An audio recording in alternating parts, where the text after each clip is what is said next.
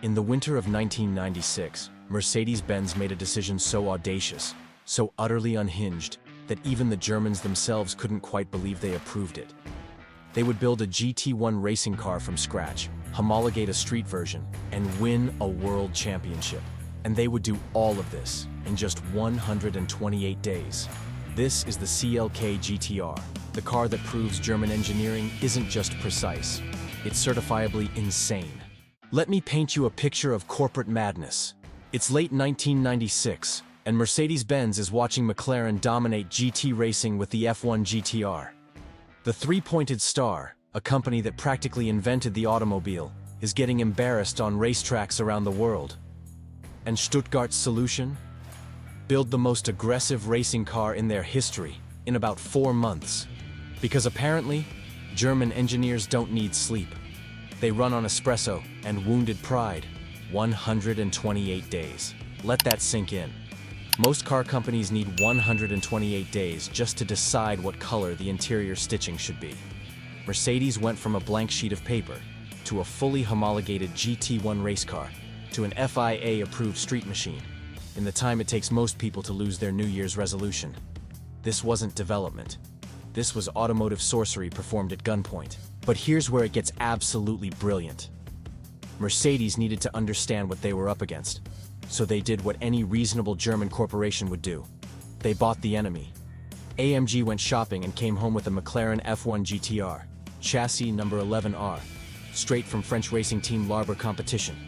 They literally purchased their competitor's weapon, studied it, stripped it, and then built something to destroy it. That's not just engineering, that's psychological warfare with a budget. The McLaren became the development mule. Engineers ripped out the BMW V12, stuffed in a Mercedes M120 engine, and started testing. Every lap in that stolen McLaren taught them something new. By the time they were done, they had learned exactly how to beat the British at their own game. And the McLaren, later restored to original spec and sold at auction. Because even Germans have a sense of irony. The chassis wasn't built in-house. Oh no. Mercedes outsourced it to Lola Composites in the UK, carbon fiber monocoque with aluminum honeycomb. The same people who built winning Le Mans cars were now constructing Mercedes' GT1 weapon. Stuttgart provided the engine and the brains. Lola provided the skeleton. This was a German-British collaboration that would ultimately destroy British racing hopes. The irony is, delicious. Now, let's talk about the heart of this beast. The race car ran a 6-liter V12 based on the M120 engine, developed with help from Ilmor Engineering. Starting at around 600 horsepower, this thing screamed to over 630 PS by the end of the 1997 season. But the road car, Mercedes said, we need more. They stroked it out to 6.9 liters. Because why be reasonable when you can be German? 612 horsepower. 612! From a naturally aspirated V12. No turbos, no superchargers, just pure displacement and engineering excellence, paired with 572 pound-feet of torque. This engine didn't just make power, it made a statement. And that statement was, we will embarrass you with technology your grandchildren won't understand. 0 to 100 kilometers per hour, that's 0 to 62 for the Americans, in just 3.8 seconds. In 1997, when most supercars were celebrating breaking the 5-second barrier, Mercedes was already in the threes.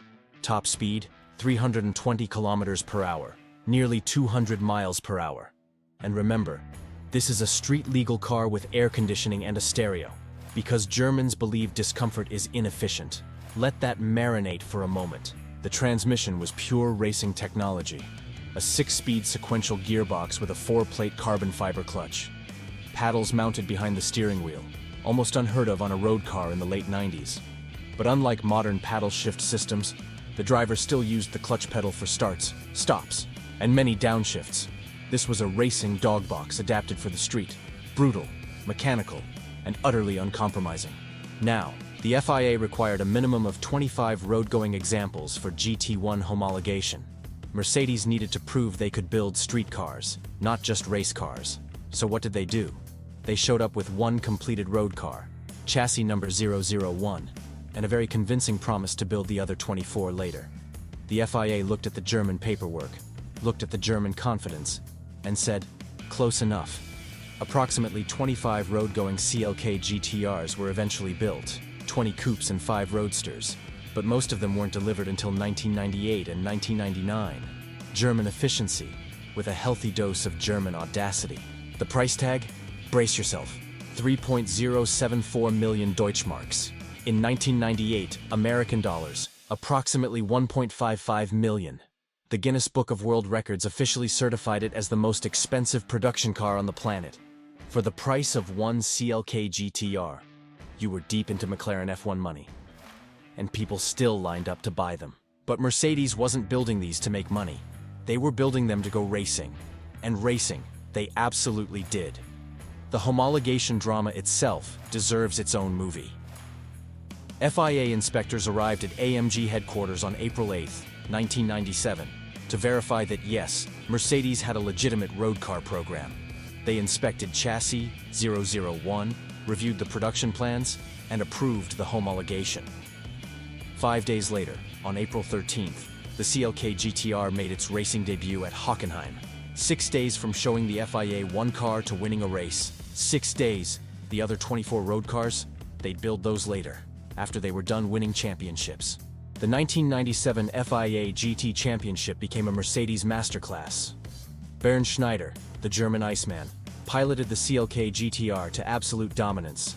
6 victories out of 11 races, 4 1-2 finishes, meaning Mercedes often locked out the entire podium. The Constructors' Championship, won. The Drivers' Championship, Schneider took it. This wasn't competition. This was a public execution of the opposition. And the competition was no joke. McLaren was there with the F1 GTR, the car Mercedes had literally dissected to build their own. Porsche brought the 911 GT1.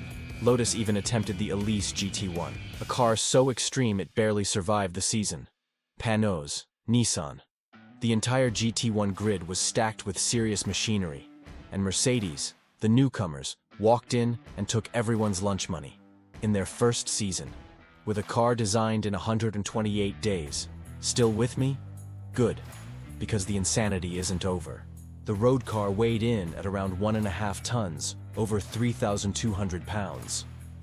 Now, before you scoff, remember that the race car tipped the scales at just over a metric ton. The extra weight came from luxury features that Mercedes insisted on adding. Air conditioning, leather interior, an actual audio system. Because apparently, even at 320 kilometers per hour, Germans need their climate control perfectly calibrated. The suspension was racing-grade double wishbones front and rear, with pushrod-actuated coil springs. The brakes, 6-piston calipers up front grabbing 380mm carbon composite rotors, 4 pistons in the rear with 335mm discs. This was race car technology that just happened to stop at red lights, occasionally, when the driver remembered they weren't on a circuit. Those 18-inch wheels, 11 inches wide up front and 13 inches wide at the rear, wore Bridgestone Potenza tires developed specifically for the CLK GTR program, 295 section fronts and 345 section rears. The contact patch alone had more square footage than most studio apartments in Manhattan, and every square millimeter was designed to keep this missile glued to the tarmac. But Mercedes wasn't done. In 1998, they built the CLK GTR Roadster.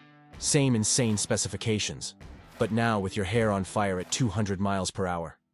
Only 5 or 6 were ever made, making them even rarer than the coupe. And because someone in Stuttgart clearly lost a bet, they also created the CLK GTR Supersport. 2 units, with a 7.3-liter V12 producing over 660 horsepower. The same engine that would later power the Pagani Zonda. Think about that connection for a moment. Pagani built its early masterpieces around AMG's V12, the same bloodline born in the CLK GTR. Mercedes built something so extraordinary that another manufacturer created icons using its engine technology. That's not just success, that's legacy. If you're enjoying this journey through German madness, consider subscribing. We cover the most insane supercars ever built, the engineering miracles, the corporate disasters, and everything in between.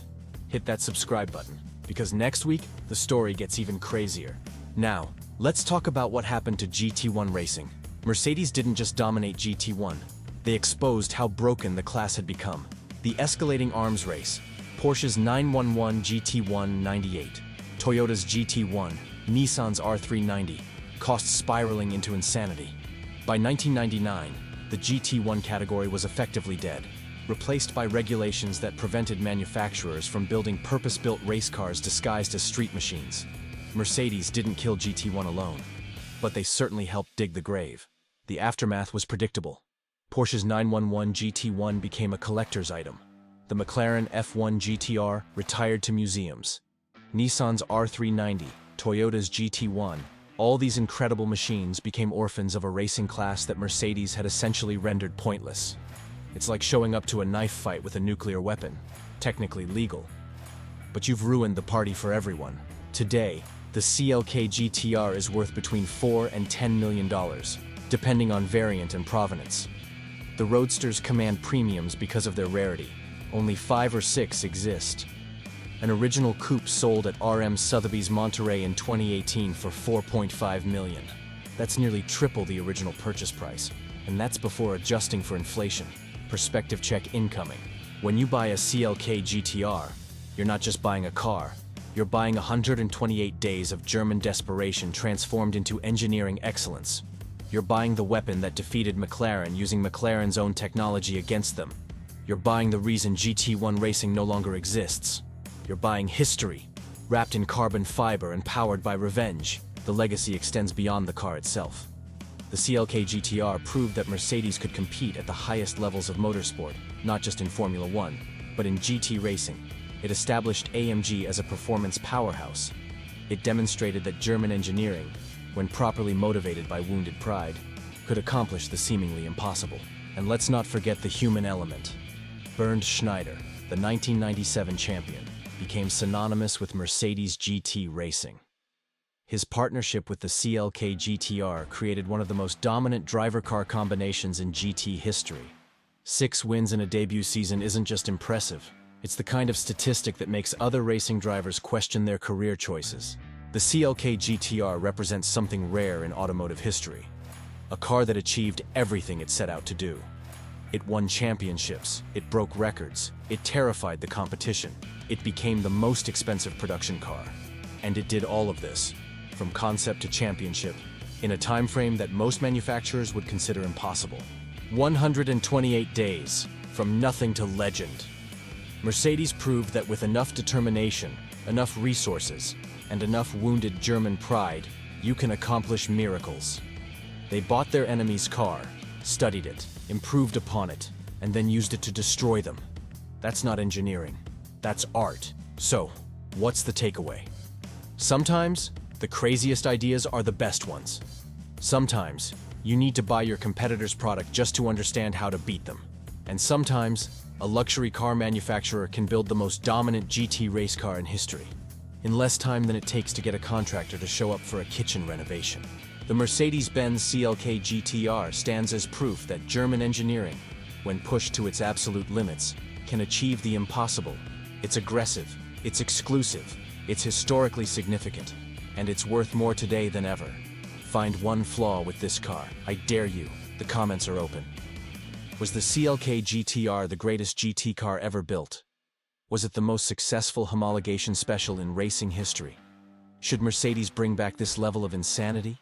Fight it out in the comments and tell us, what's your favorite GT1 era monster? From a 128-day miracle to a championship-winning legend, the CLK GTR rewrote what was possible in motorsport. If you enjoyed this deep dive into German engineering madness, smash that subscribe button. Check out our video on the McLaren F1, the car Mercedes literally bought to study and defeat, or explore our Engineering Impossibilities playlist for more automotive insanity. This is Supercar Chronicles, where legends are born and competition goes to die.